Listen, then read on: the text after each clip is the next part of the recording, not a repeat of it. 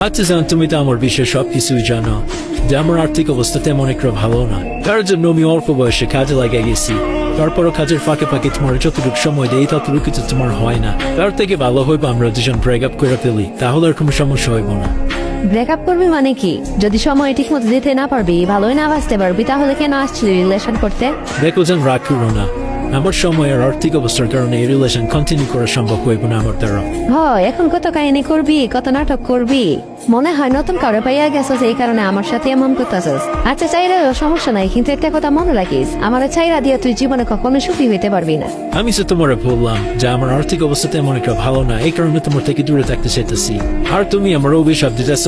হ্যাঁ, এগুলোর যদি অভিশাপ মনে হয় তাহলে আমি অভিশাপই দিতেছি। যে আমার ভালোবাসে না তারা অভিশাপ দিব না তো কি দিব? হ্যালো আপু, আমি একটু কথা বলবো? হ্যাঁ ভাইয়া বলেন। আচ্ছা, আমি যতটুকু শুনেছি কেউ কাউরে ভালোবাসলে যত যাই কিছুই হোক না কেন কেউ কাউরে কখনো অভিশাপ দেয় না। আপনি তো তার সামনে অভিশাপ দিতেছেন, তাহলে কি আমি এটা মাইনা নিব যে আপনি তারে কখনো ভালোই বাসেন নাই?